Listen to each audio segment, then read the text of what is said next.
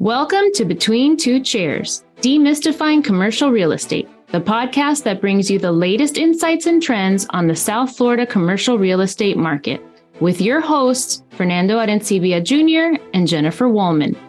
In each episode, we dive into the world of commercial real estate and break down complex concepts to make them accessible for everyone. Whether you're a real estate professional, a curious investor, or just interested in the South Florida market in general, Between Two Chairs is the podcast for you. So pull up a chair and join us.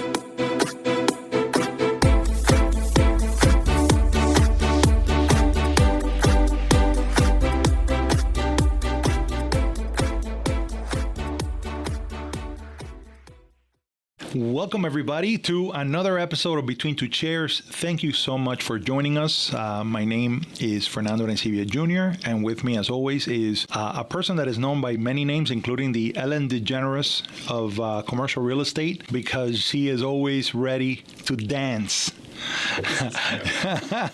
Jennifer, say hello. Hello and happy 4th of July, everybody. I hope you are celebrating our wonderful country wherever you are. And if you're in Miami still looking for something to do, may I recommend attending MISO in Peacock Park in Coconut Grove. It's the Miami Symphony Orchestra is going to be playing some favorite American works, and it's going to be synchronized with the drone show. So it sounds like fun. It sounds like a lot of fun. I like that. Yeah. I love that. All right, excellent. So Jennifer, today is one of those episodes where we're going to dive into a little bit of a more in-depth aspect of commercial real estate within the retail and shopping center component. First of all, if you would just share what is so special about this month that brings up the topic of spas. So July and August is Miami Spa Month. It started out as 1 month and they stretched it into 2. And the reason is because, most people don't come to South Florida in the summer because of the heat and humidity. So the Greater Miami Chamber of Commerce and Visitors and Convention Bureau several years ago decided that for people who were here and for locals who stayed, it would be a great way to introduce people to our amazing spas. So I thought, well, since July 1st is the start of Miami Spa Month, that it would be interesting to take a look at all the variety of spas that have popped up. I mean, there's several that have been here, obviously, for decades and decades and decades, but there are some new trends in spas and medical spas who are use both medical office space and or retail space, more commonly retail space. So I thought it would be kind of fun to dive into what that looks like and the reasons why, and to help support, again, we're all about the small business, so to help support a lot of these small businesses and to get a nice, relaxing maybe massage. I like it. I think we should have, unfortunately we don't, but I feel for this episode we should have some candles turned on. There should be some sort of lavender style lotion so we could, get into the groove. Some good smells, some Zen music. Exactly. At least a massage chair. We should at least have those exactly. massage chairs. I think what's interesting here is that, what we're really talking about is there's a huge growing segment of every retail center that has to do with medical, with health and wellness, and I think that is a sector that has grown tremendously and will continue to grow. A lot of the conversations around retail over the last, really, almost a decade has been about this shift into more of an experiential place. And because of the advent of e-commerce, we look for opportunities to engage in the retail centers. The retail centers are attracting people when they have an experience, right, to provide. And oftentimes when we talk about that, we talk about food and beverage options. We look at the restaurants, we look at the bars, your local watering holes, but there's also this other segment which has to do with, again, health and wellness that has grown, tremendously. One of the topics or one of the terms that I have found, people have used, they don't use it very often, but it's this idea of medtail, which is a combination of medical and retail.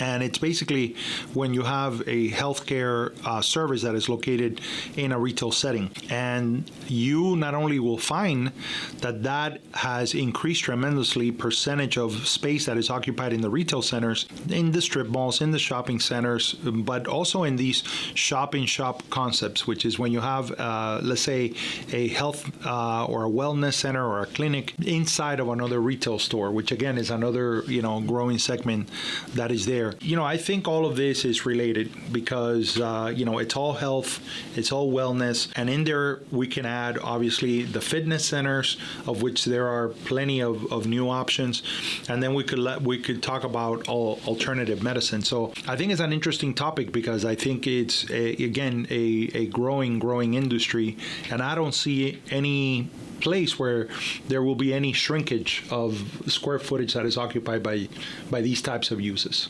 Right. And it's all, the amount of disposable income that's being spent on that life balance and personal care, right? Personal care is a big buzzword. That's right. With baby boomers, it's all about, how to put off aging and anti-aging. So I thought it was interesting because there are day spas, and day spas generally focus on like massages and your physical well-being, right. And med spas get more into like deep skincare, and a medical spa actually needs to have a physician somehow involved and on staff. And the med spas are the ones that, yes, they might give massages and facials, but they also do Botox and fillers and acne, right. Remediation for scarring, etc. So, and both of those spas are booming. Both the med spas, to your right. point of the medical retail, it's also crossing over into relaxation and medical. And you mentioned earlier that when we were at ICSC, we saw a lot of these were franchises, right. And a lot of retail space was being Correct. Looked at for these types of health related. There was also an IV place where it was a combination of like massage and vitamin IVs, etc. Yeah.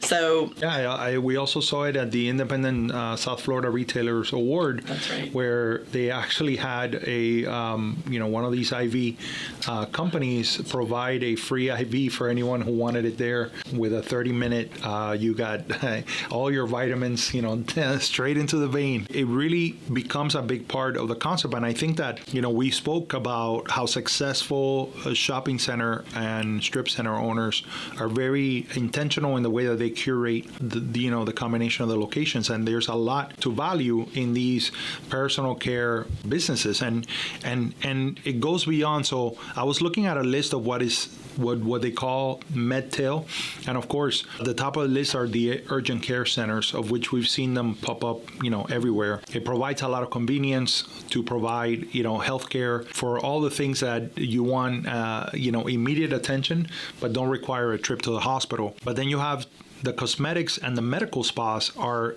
second on the list, right, of the top types of medtail. But then, you go into physical therapy, you go into skin care, acupuncture, holistic alternative care centers, wellness recovery centers, of which I wanna share one interesting company that I was looking into. Imaging centers, of course, skin care, and veterinary and pet services. So those are the other side of it. It's not only personal care, but it's the care for our animals that is a part of that as well.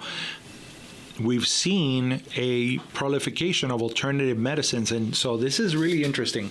I was doing a little research for this, and I found that even though it's alternative medicine, there are certain alternative medicines that the phraseology they use is traditional alternative medicine, which is like what it's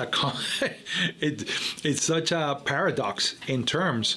But they were talking about acupuncture, homeopathy, naturopathy, those things, and then of course you have the massage, the chiropractic medicine, herbal medicines, meditation, all that stuff. I was looking at this company, as I mentioned, called Sweat House. They are growing, and they're in a variety of places. They're all about recovery. So they have infrared saunas, they have the cold plunge, right? They have, the hyperbaric chambers. They have hydromassage, red light therapy. So again, this personal care, is taken to another level. And think about all the foot traffic that provides, and they say that within the medical sector, if you add in the alternative medicine, that the alternative medicine part of it has grown faster at a faster pace than anything else.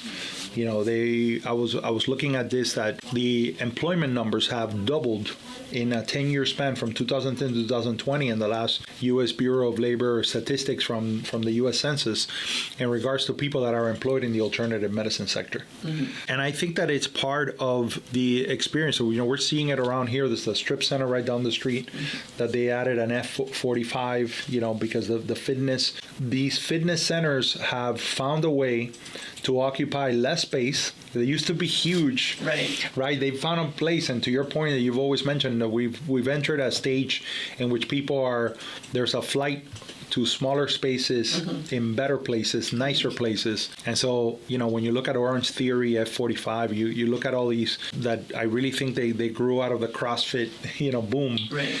But you look at their ability to take a smaller footprint of space and still provide a great service. So, what do you see as the limitations, or what are the considerations when you are placing a tenant of this type into a shopping center?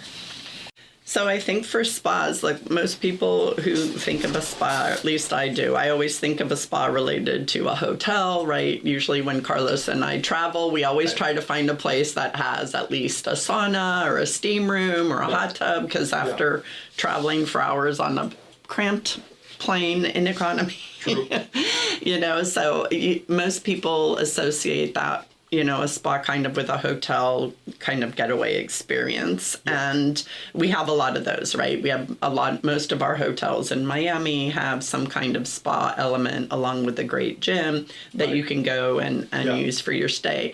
On the retail side, and I love going to some of these day spas. I was gifted by my family for one Christmas. The kids got me this a facial treatment at a place called Sana, and that was started right at the beginning of the pandemic by 2 students in Wynwood, and they actually had to shut down. They'd been open for like 3 weeks. They had to shut down, and they kind of used that time to regroup so that when they reopened in their Wynwood space as well as in their Coconut Grove space. But I went to this place in the Grove, you can feel like the Grove is kind of a spa vibe, right? With yoga in the park and all that kind of stuff. But you walk into this retail space, and at the beginning when you walk in, it looks a little bit medical, right? There's a receptionist there. There's facial products around. But then when you went into the back of the space to get your individual treatment, it was all about the experience, and it was all about setting the mood, right? And so the tones, the colors that they used, the way that they set up the rooms, the music that was playing, the sounds of water dripping, right? So it was all to try to get you, you might be in the middle of Coconut Grove in a retail center, but once you go inside, they're setting a mood, right, for the experience. Again, going back to the experience. And the main thing that I look at is how can you transform a space, and where that space is, are you going to be able to transform the inside so that it's pleasant, right? So that it becomes part of the experience. And I remember once going someplace to take a yoga class, and again, it was on a recovery. I had fallen and broken my back, so I'd been in a brace for 6 months, and so I went to a hot yoga place, and the yoga itself was amazing.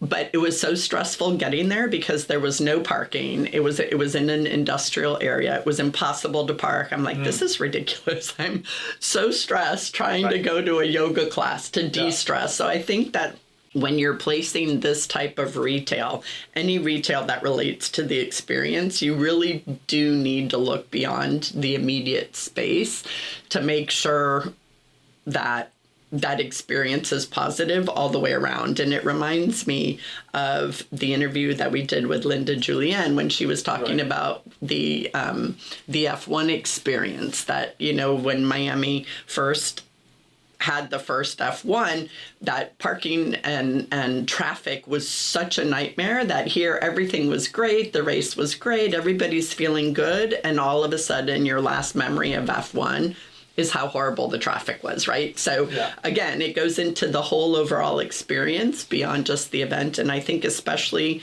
with spa space and med spa space, especially in like a med spa, you don't want to go and feel like you're going to a doctor's office, right? Like a doctor's office can be scary. People are worried, concerned, etc. So you want to go to a place that, okay, relax. You might be getting some medical kind of treatment here, but it's all in a safe, quiet, peaceful setting. Exactly. So to your point at the beginning where you were making fun, you know, the music, the smells, the sounds, the... It's the totality of the experience that they want you to begin to relax from the moment that you walk in. And I've seen people do some terrible curating of their shopping center. I remember a place where there was this, you know, it wasn't a high-end spot, but it was a very nice spot, and they put a cigar shop right next to it. I mean, totally different clientele and a very different experience. The landlord could not understand why he was getting so much difficulty out of both tenants, right? Because both were having issues. And so it's incredibly important to understand that part of it.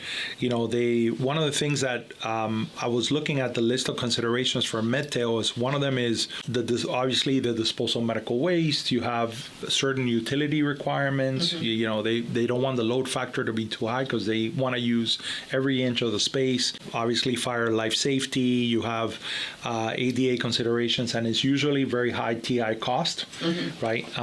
Even, you know, they're going to bring some very expensive equipment. There's some very, you know, amount of customization that you have to do to the space. The great news is once you have them there, they're probably there for a very, very long time, right? They're good tenants. They're also going to occupy a significant amount of parking, right? Because the parking ratio requirements for medical, rightfully so, is higher. So you have to, you know, take all those things into consideration. I remember a time where people, to your point about the place that you went to that was industrial, we saw a proliferation, and we've seen a proliferation of these gym, fitness center concepts that are in an industrial, you know, in an industrial area. And I remember that some landlords are very concerned about, you know, mixing the two, you know, in one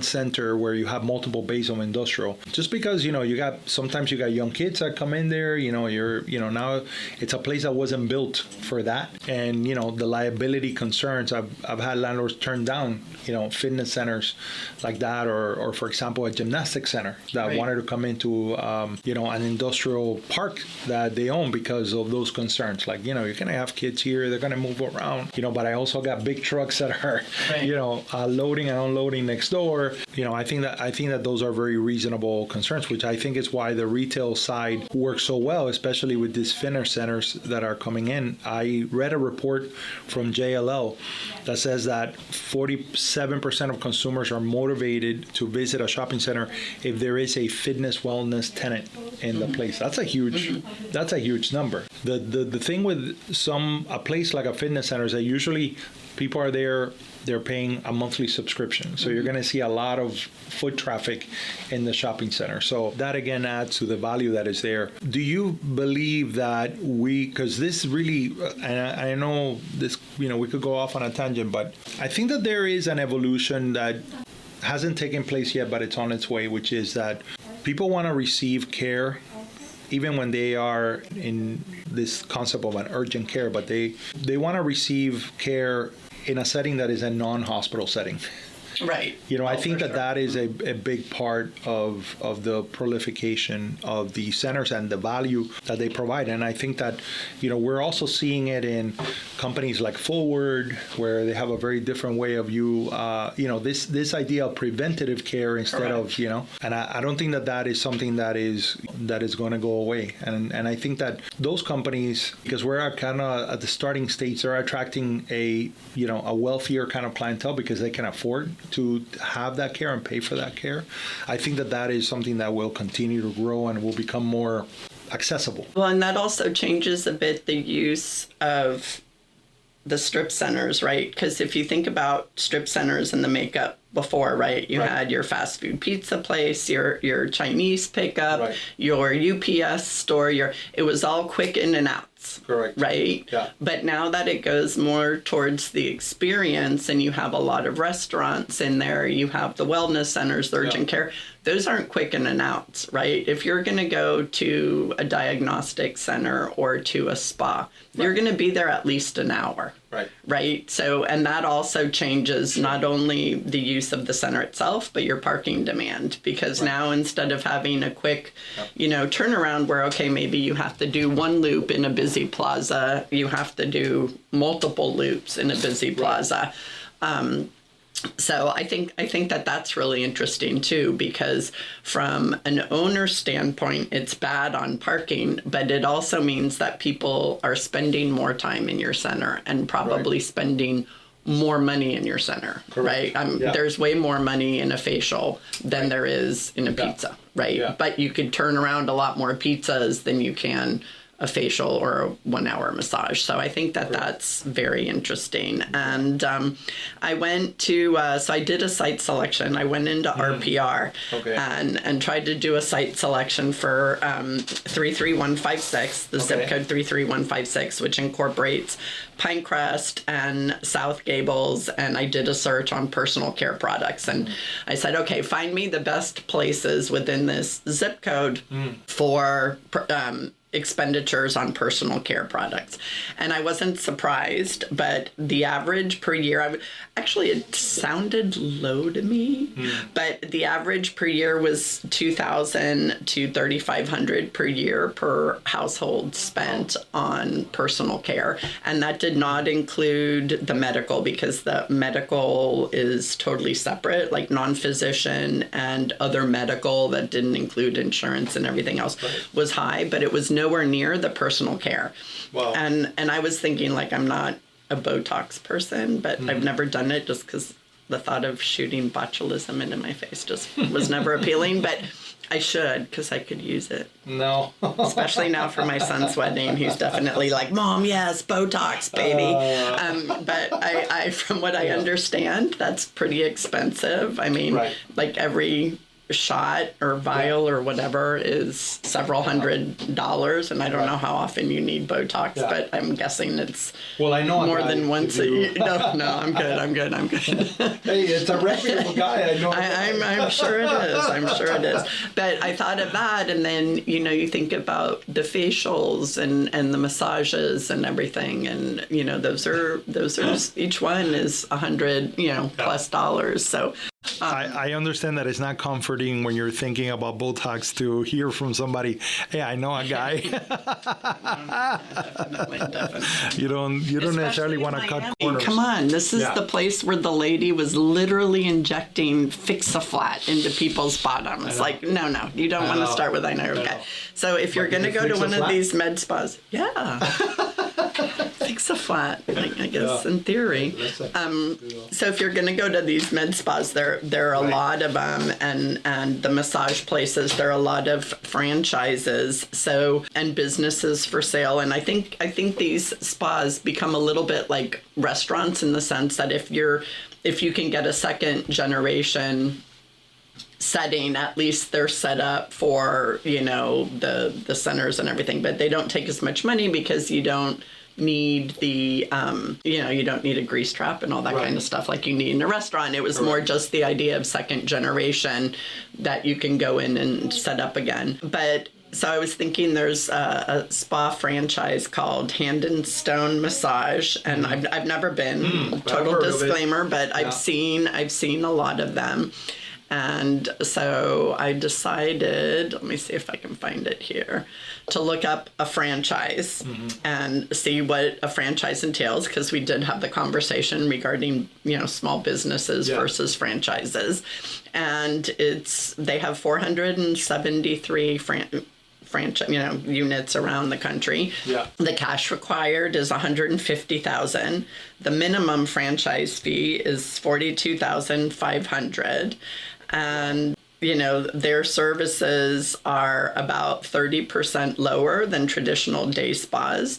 So their kind of market is like, we want somebody who's going to come in fairly frequently to get a massage, to get Correct. to your point of how people are moving towards preventative care, or me with the yoga and trying to recover, it was yoga massage to get my body back into movement after being, kind of stiff for 6 months. Anyway, it's a huge business. I also think that because we have a variety of consumers of this podcast, and one of those groups are brokers that are either starting in the industry or they're in the industry and they're learning new things. One of the lessons that I find when we have topics like this that are so hyper specific is that you can know everything about a real estate market. You can understand price per square foot. You can understand where it is trending. As a real estate professional, you have access to that data and you have the ability to break it down, and your experience counts for a lot. What I find is that successful brokers of this type of product, or food and beverage,